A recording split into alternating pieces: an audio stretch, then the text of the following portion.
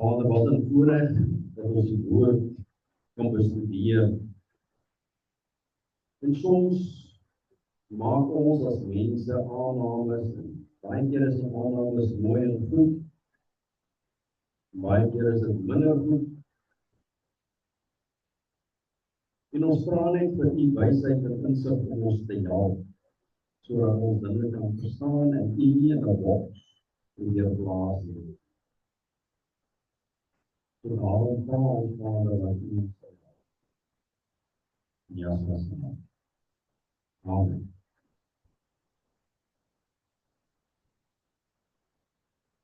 Wanneer ons kyk na die gedeelte waaroor ons nou vlugtig wil gesels, is Vader se wil of Vader se perfekte wil.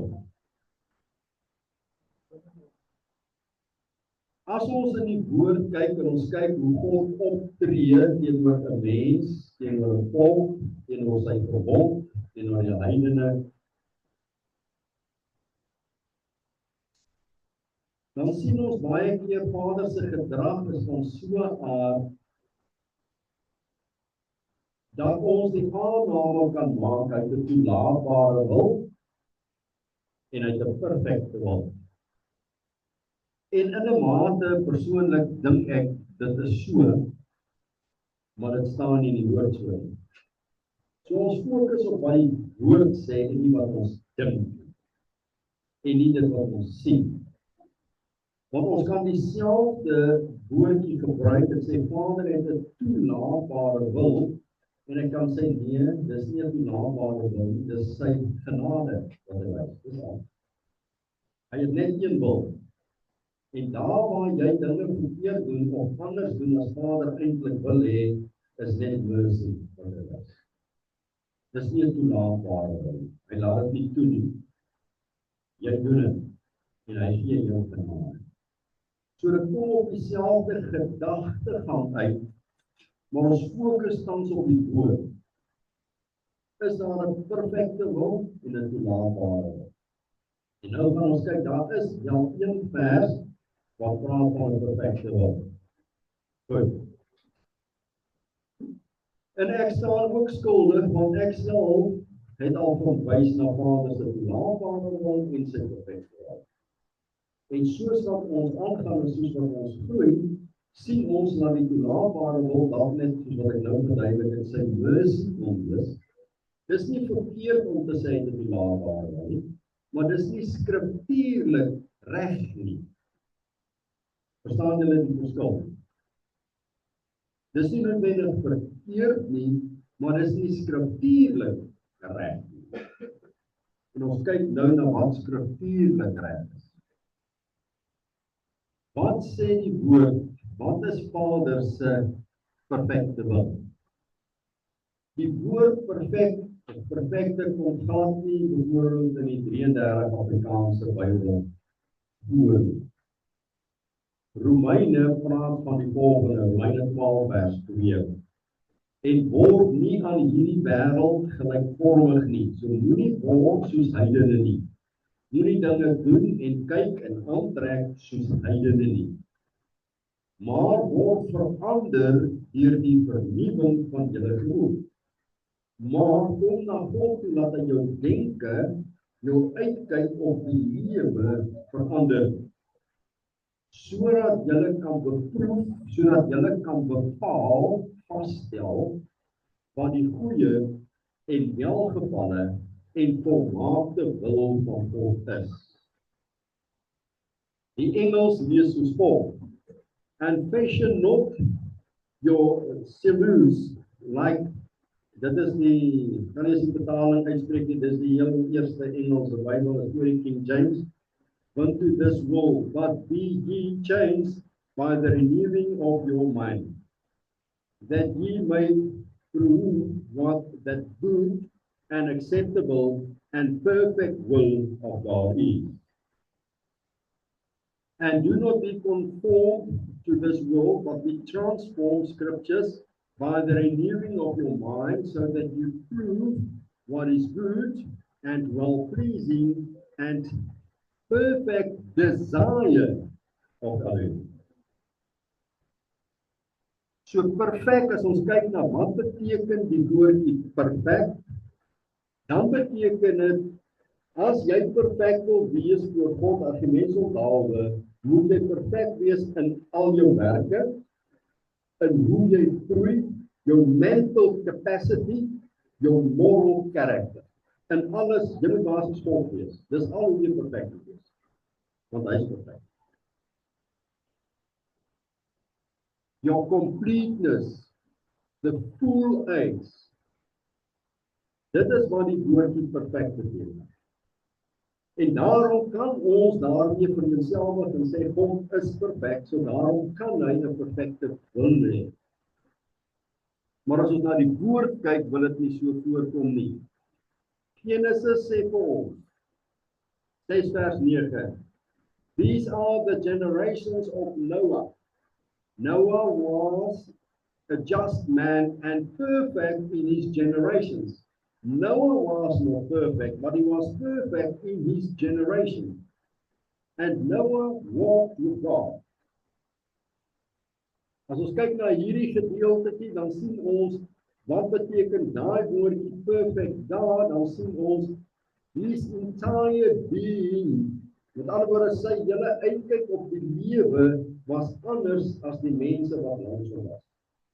Want dit is die konnotasie. Dit sê nie Noag was perfek nie. Dit sê hy was perfek as jy hom vergelyk met al die ander mense om hom. 1 Korintiërs 13 vers 9, want ons ken ten dele en ons profeteer ten dele. Maar as die volmaakte, die perfekte een, dis Joshua, gekom het, dan sal wat ten dele is tot niet gaan. Matteus 18:14, so is dit nie die wil van julle Vader wat in die hemele is, dat een van hierdie kleintjies verlore gaan nie. Okay, so nou sien ons 'n skrifgie wat sê, wat is Vader se wil? En sy wil is dat nie een verlore gaan nie. En dit is basies, maar Vader vir ons sê, ek gee julle die keuse. Julle het 'n wil. Julle moet doen dit wat julle wil is, maar vir elke wil, vir elke keuse is daar verantwoordelikhede en nagevolge. Galasiërs 1 vers 4. En wat homself gegee het vir ons sondes, sodat hy ons kan uitred uit die teenwoordige en die bose wêreld, volgens die wil van ons Elohim, ons God en ons Vader. Soos ons na hierdie gedeelte kyk, dan sien ons, dit was Vader se wil, sê nie perfekte wil nie, dit was sy wil, dat Joshua gekruisig moes word, en alles deurgaan, sodat ons versoen kan word, en ons kan lewe. So as ons nou terugkom by daardie versie, wat in die Engels praat, die perfekte wil van God, in Afrikaans volmaakte wil van God, dan sien ons dat daar 'n moontlikheid is om daarin te kan groei. En as ons daar uitkom, dan is dit eintlik eers as jy soos Joshua is. Dan kan jy die perfekte wil van Vader aanskou. Anders dit is dan die perfekte wil wat ons ken, wat ons sien, wat ons verstaan, wat ons kan oordra volgens woord.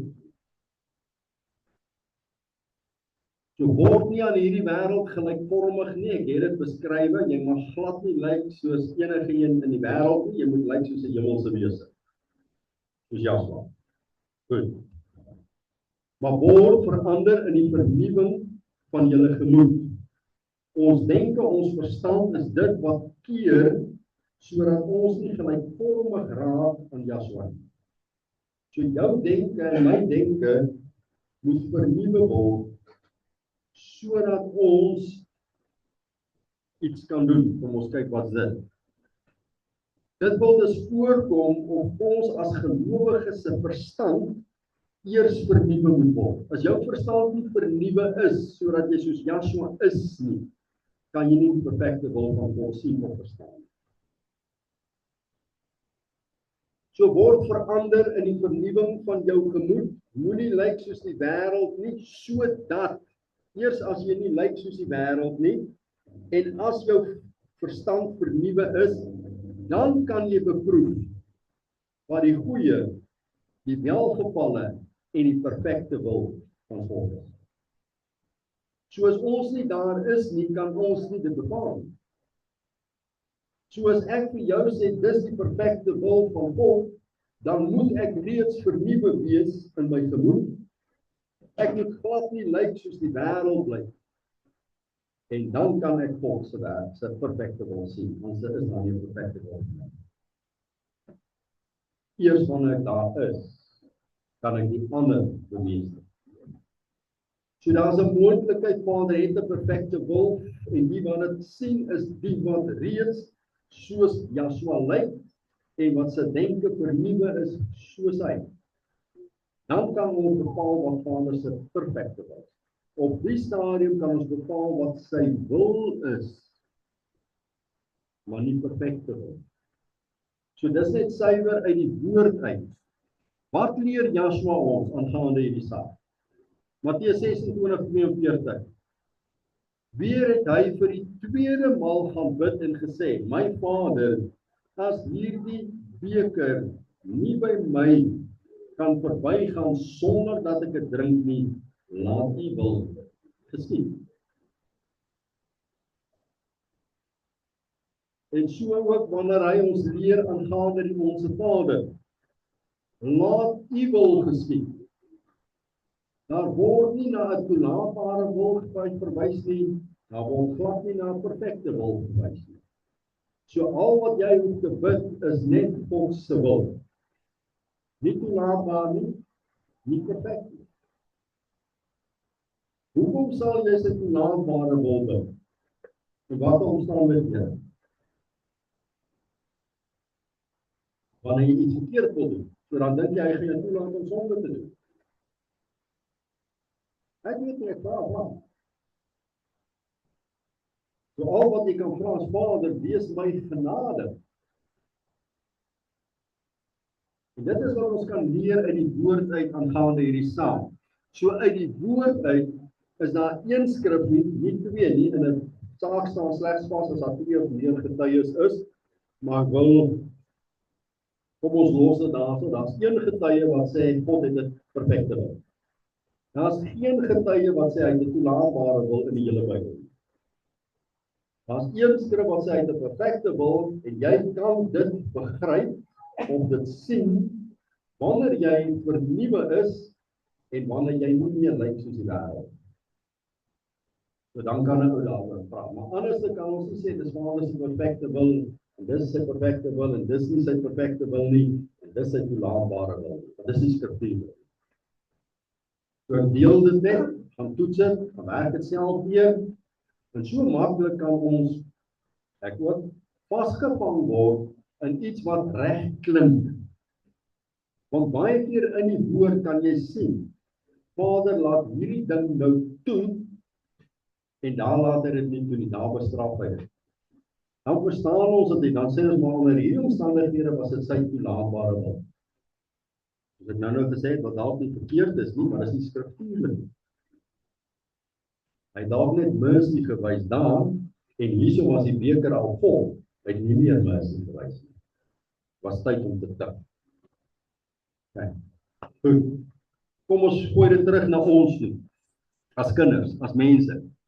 Jy het 'n kind, en jou reël in die huis is argumentsonthaalwe, as jy van die skool afkom, dan moet jy jou tasie vat, en jy gaan bære jou tas in die kamer, en so jou skoolskoentjies maak jy skoon, en jy sit hulle voor die bed. Dit is die reël. Nou die kind het vir 3 dae nie gedoen nie, en pappa of mamma het gepraat, en hulle hoor nie, en nou word die kind getug. Nou volgende week doen die kind dit weer nie, maar nou tug jy nie die kind nie. Hoekom nie? Was dit jou toelaatbare wil, laat hulle nou nie die skoene bære nie, of het jy net meer mercy gewys? Was jy net meer genade? So dit is die gedagtegang rakende 'n perfekte wil en 'n toelaatbare. Ek hoop dit maak sin. Werk dit deur, bid dit deur, as julle ander gedeeltes kry, kom gesels met my. Dankie julle, Shalom. Abba, ons loof en prys U vir U goedheid en guns. Ons dank U dat U so groot is en laat ons net U wil in ons lewe kan bid, want U weet wat die beste is vir ons. Al weet ons nie, al sien ons nie, al verstaan ons nie altyd nie, U weet die beste vir ons. Daarom bid ons U wil in ons lewe en ons loof en ons prys U daarvoor, Vader, in Jasma se wonderlike naam. Amen.